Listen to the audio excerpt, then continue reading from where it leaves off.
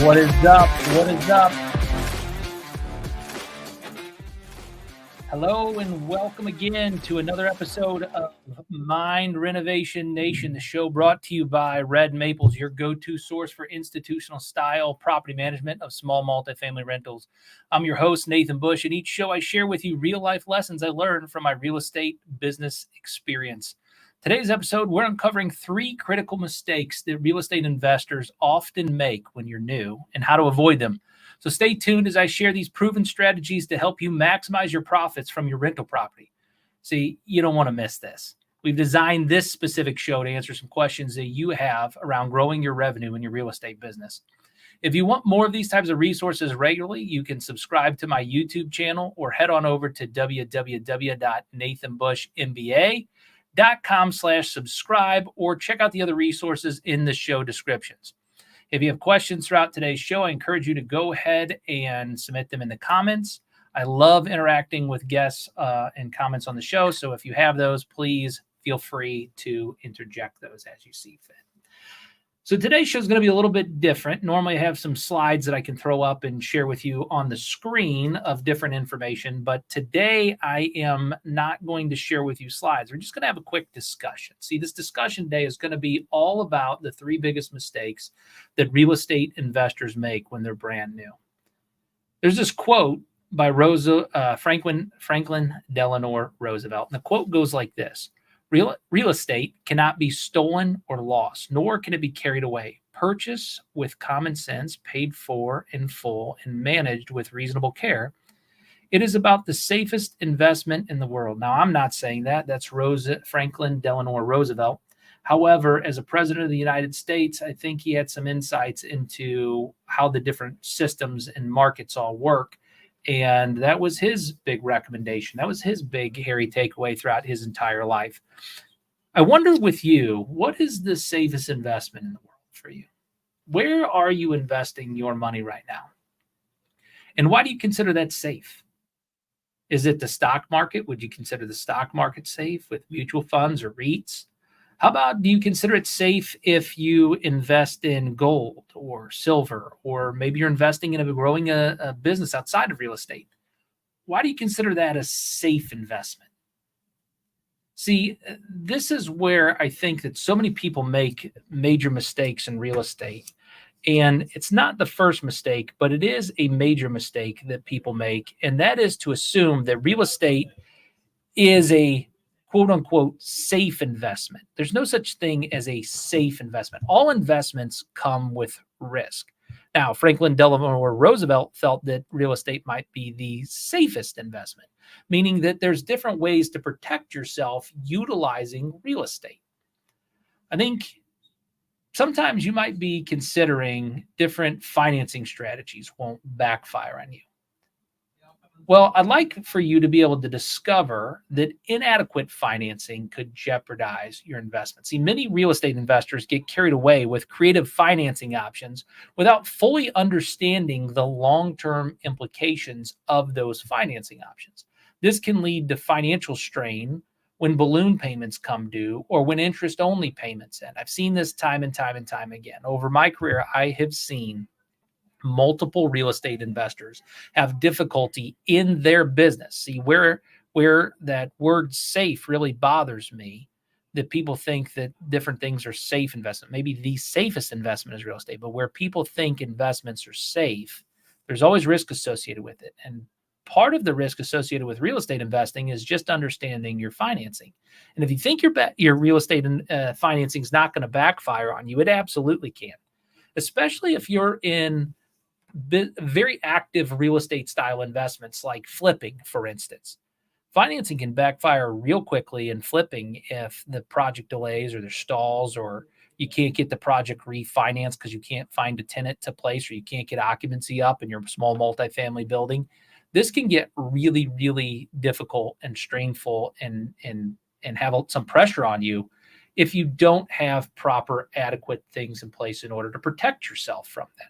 That's why working with a company like ours is so important and imperative, because we can look at where you're at and help you make determinations on things that you can do in order to avoid some of these pitfalls as you're going forward.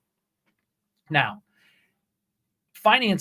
creative financing is another thing that often bothers me too, because people think about real estate like this. They think no money down. And look, I know the book was written by Robert Allen, No Money Down Investing, and maybe there's people out there that have made a fortune off of no money down. I don't believe that that's available in this market today in a way that's going to be helpful and advantageous for you. I often talk about no money down like this. Equity is like, it's kind of like a Jenga a set of blocks, right? Remember the game Jenga whenever you were a kid, you'd pull the block out. Well, every time you take a block out of a real estate investment, that's like pulling equity out of that real estate investment. So if you think that you're going to get rich off of no money down, you've got a very unstable investment. And so that's why I'm completely against the thought process of no money down in real estate investing.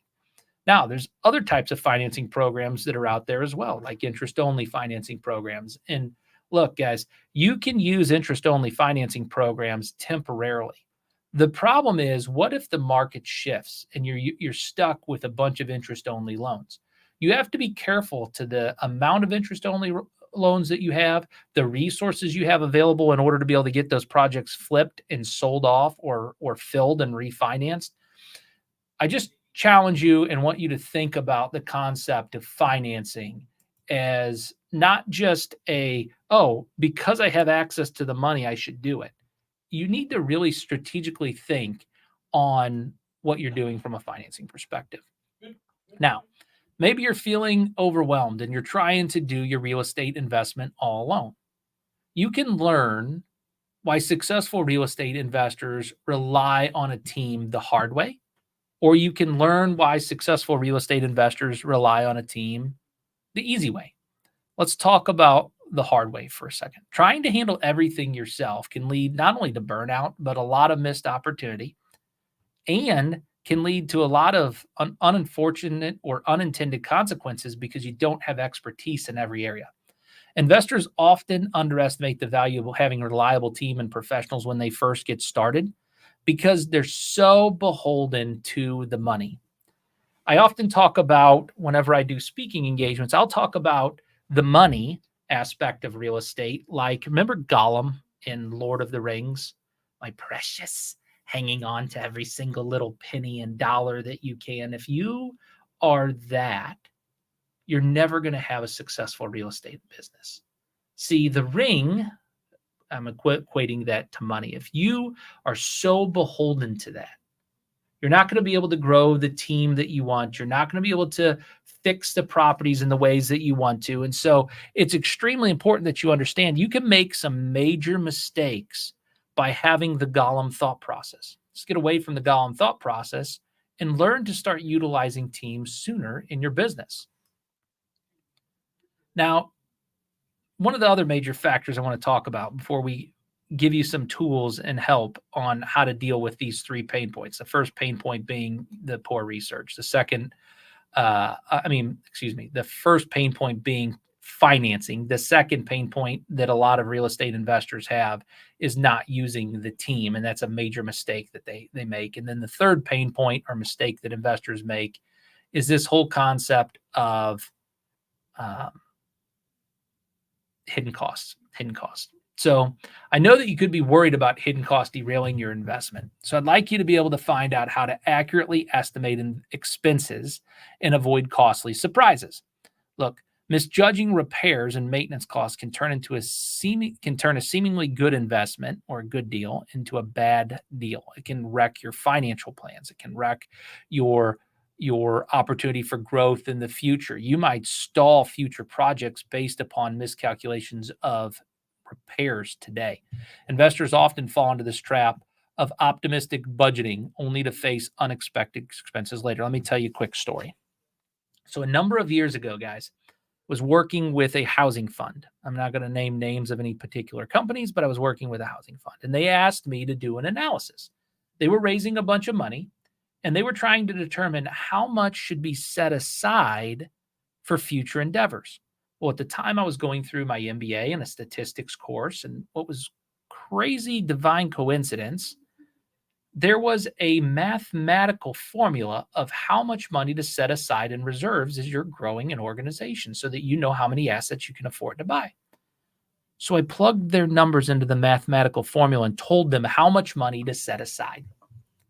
They didn't listen. They over purchased assets because they were interested in using maximizing every single dollar to purchase assets versus taking care of their assets that they purchased.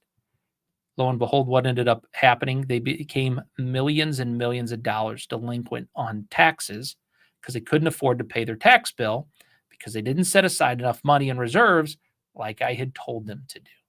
I don't want that to be you. See, there can be hidden costs that derail your investment that aren't maintenance costs. You need to understand when you're growing a financial portfolio, you need to understand the finances behind it. And that's why at Red Maples, we offer the complimentary assessment. We can walk through your real estate investment with you, and we can better help you determine what to do to help put some safeguards in place and help you with your real estate portfolio. Now, that brings me to my second sponsor of the show, though, which is BBC Global Services. If you wonder how we get all this stuff done at Red Maples, it's with a team of people. And BBC Global Services is one of those companies that we utilize as a team. See, we are grateful for the relationship we have with BBC Global Services because they're an outsourcing organization that helps real estate investors and property managers like you and me focus on your superpowers so that you can do what you do best, and they can help with the labor and the work that needs to get done. Simple and on your terms with no term limits. If you need a VA to help you with administrative tasks, go get a free consultation from my sponsor, bbcglobalservices.com. That's www.bbcglobalservices.com.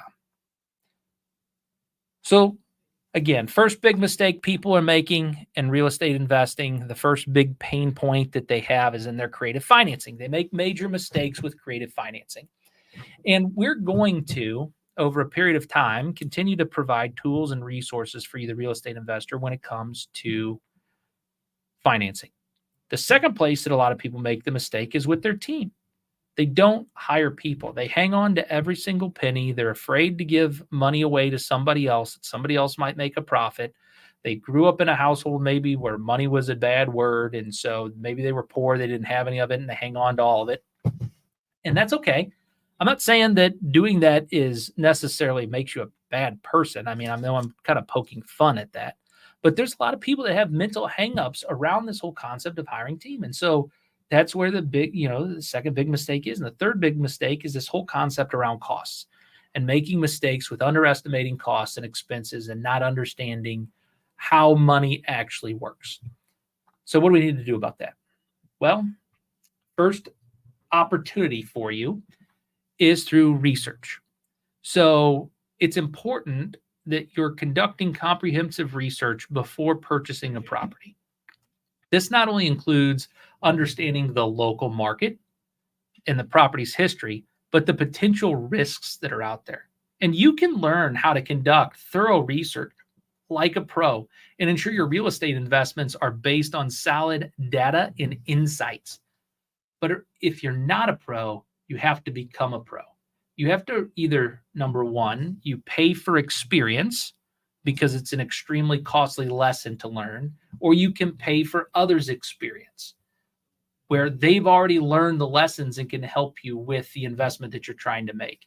My suggestion is find a business partner. If you don't know the local market, if you don't know property's history in the area, you don't know the potential risks that come with that particular investment style, just because you have the cash doesn't mean that you should have the flash. It's okay if you're not the number one, if you're the backer, if you're somebody that's helping somebody else out that already knows how to do this and has been doing this. Here's the real major pain point that I would suggest is that oftentimes we partner with people that are just as novice as us. And I would tell you, go find a business partner that understands the market, the history, and the potential risks better than you do if you have the funds. If you do have the funds or don't have the funds, but you have the experience and you've been in property management, you've been in the real estate investing industry for a period of time, then go find somebody with the funds. That's how that program works. And so point number one, in order to help you overcome any type of miscalculation, is just do thorough research. Point number 2 I'd like to talk about for a second is leveraging your professional expertise.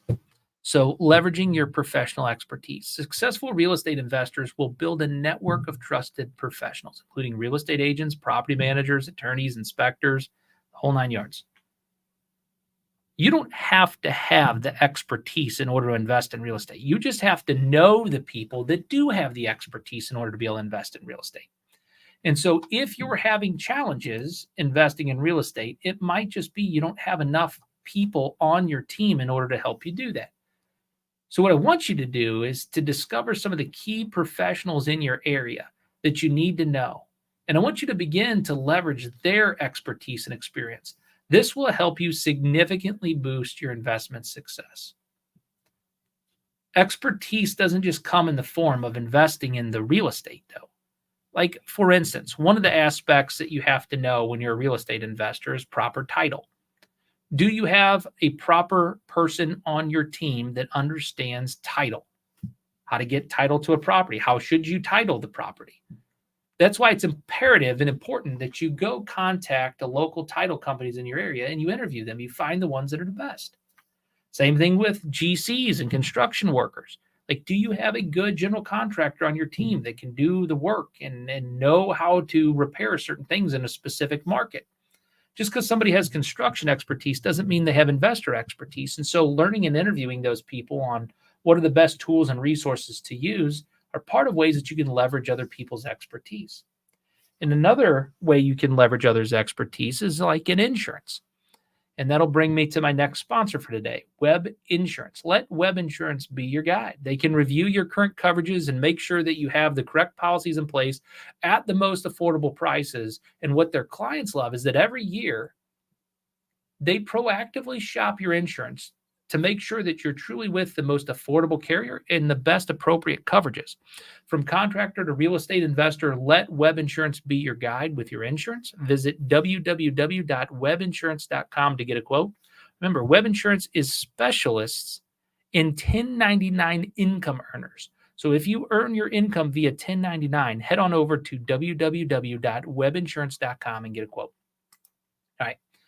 So we talked about the potential for reducing some of these risks through proper research. We talked about the potential to reduce some of these risks through having the proper team in place. Now, lastly, let's talk about these mistakes that people make and how we can overcome them with accurate expense estimation.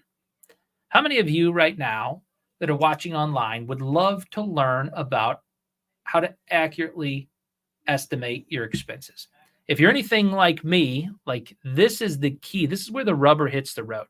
Knowing exactly what an investment is going to cost you before you go into it to the best of your ability, this helps you to master the art of estimation. This helps you to master the art of understanding investment risk when you're mastering the art of expenses and estimation. So that's a skill that you can learn. It does take some time. But accurately estimating all the potential expenses, including the repairs, the maintenance, the operating costs, the taxes, the insurance, the HOAs, the maintenance, all of these things ensures a profitable investment. How are you estimating the expenses on your unit? If you need help with this process of finding the information, learning this information, you feel free to reach out to me, DM me, put it in the comments, and we'll get back to you. I want to help you be able to properly estimate the expenses that are going to be in your real estate portfolio. One of the major concerns that I have found is that property managers will nickel and dime real estate investors so much so that every trip they're charging them for, and they're eating away between 23 and 27% of the overall revenue. If you don't want 23 to 27% of the overall revenue being eaten away by expenses from your property manager, that's why you and I need to have a conversation. See, what I'll do is actually go through, put together a budget. I'll show you an estimate of what those operating costs will look like. If you already know your taxes, that's cool. We can make sure that we include the taxes in that formulation. We can make sure we include your insurance. We can make sure that we include your principal and interest payments. We can put all of the expenses on one piece of paper so that you can look and estimate overall on your portfolio. At Red Maples, we actually will tell you if you're likely to be profitable with us managing your units or not. It's not a guarantee of return. It's not me telling you you're going to make double-digit returns. I just show you how you can. I show you different ways and different formulas that if you sold off a couple of your assets that are maybe you've got a lot of equity there, you can redistribute it, pay down some loans. It'll help with overall cash flow. Maybe you need to refinance. Maybe the important thing is to pay down some points. There's a lot of different techniques, is my point, in order to get these expense estimations in line so that you're actually making money. Now, is it 100% foolproof? Nothing in life when you're investing is 100% foolproof. There's no guarantees of return. There's no opportunity for you to 100% protect yourselves from downturns in markets and downturns in the economy. What you can do is do the math. You can accurately estimate what you believe expenses are going to be. You can forecast how much money you need in reserves. You can forecast how many properties you can buy in an investment portfolio of funds that you've raised. I've worked with institutional investors my entire career, guys. What makes me have the ability to be able to do this, number one, is the experience of doing it, actually running math with people. The second thing is I earned an MBA. I have an MBA with an emphasis in accounting. I didn't do that because I love doing accounting work and journal entries. I got an MBA with an emphasis in accounting because I love that concept of understanding how to mitigate and reduce risks for professionals. And if you can mitigate and reduce the risks in your portfolio, that gives you an opportunity to keep yourself from being injured from bad decisions. Remember what Andrew, I'm off today, guys, and I am so sorry that I'm not delivering my words in a succinct way like I normally do. However, Andrew Carnegie said 90% of all millionaires become so through owning real estate. And so Franklin Delano Roosevelt agreed in real estate investing. One of the wealthiest man, probably the wealthiest man that's ever lived outside of King Solomon of the Bible. Andrew Carnegie said that real estate, 90% of all millionaires was made through owning real estate. Like, there's something to this thought process of getting real estate investing right. But you can't make these entry-level mistakes that most investors make. Number one, you got to understand your financing. You can't use these creative financing experiences for sophisticated investors when you're first getting started. And if you're going to use creative financing, you have to understand the implications of every decision that you're making of pulling the equity out of the Jenga puzzle. Number two, you can't do it alone, guys. I'm a sincere believer in building a team and building a team of quality people that you can add value to their lives and they can add value to your life. You have to be strategically aligned in your interest. And number three, the major mistake that people make is in misjudging the cost, misjudging the maintenance cost, misjudging the repair cost. At a property that we were walking for a real estate investor just the other day. And the real estate investor thought that this property was going to be maybe a couple $1,000s in repairs that needed to be done. And he would be able to, just turn it and you'd be able to put a new tenant in it and he'd make a fortune off of this property. Unfortunately, there were major issues inside of this property to the tunes of probably close to $100,000 in repairs that needed to be done. He had significantly misjudged the costs of repairs that were needed inside of this property in order for that property to be profitable long-term. And so what my team did was just let him know, like, here's the cost of these things. So many times I give construction costs back to investors, right? So let me be on a soapbox for a second so that I can actually help you guys that are watching. If you're a current client of ours, please take this with, understanding this is coming from a place of compassion. So many times we provide estimates to investors and we say, here's the cost of repairs and here's how much it's going to cost in order to repair the issues that are going on inside of your home. They think somehow that this is a negotiation technique or that somehow I'm making the money off of these repairs or that they're going to try to nickel and dime and cut out certain aspects of these repairs that are needing to be done inside of their property in order to make it profitable. They think they're going to cut these repairs out on their property and that they're going to get rich because they underestimated the repairs initially on the property whenever we took over management. So they miss things in the renovation and then we find them in the turn and they get upset with us. I'm going to tell you right now, that's not something to get upset about. That's something to understand and to use as data moving forward. We know the cost of construction, guys. I've been running construction in St. Louis property management for over 15 years. I know how much it's escalated. I know the inflation on it that's happened. I know how to negotiate with contractors. I know how to get you good deals on certain things. I know all of the aspects when it comes to the construction and negotiation of construction. I just can't pay the price of the mistake that you made in your investment. I can't do it. And so what I need from you is to be able to properly estimate those expenses. All right, so I'm going to come off the soapbox and come back down to reality for a second. I'm so sorry if that was offensive to anybody from a standpoint of me being brutally honest about construction costs. But I had to have the conversation, and you need to have the conversation with your property manager if you're seeing inflated construction costs that are coming across. I can assure you that your property manager does not want you overpaying for construction, because we know the more profitable we can help you be as a real estate investor, the more properties that you can buy, and there's long-term benefits of doing the right thing. At least in our organization, we have values. I don't know about your current manager, but we want you to succeed. So that, Renovation Nation, brings us to the end of another episode. I am Nathan Bush, your guide on this journey of real estate business growth. And just remember, just like plants need the right air, soil, and care, our minds need the right environment to build a life of purpose, passion, and growth. Don't forget to get your citizenship to Mind Renovation Nation. You can follow us by subscribing to my email list. So go over to nathanbushmba.com/subscribe and then subscribe on YouTube.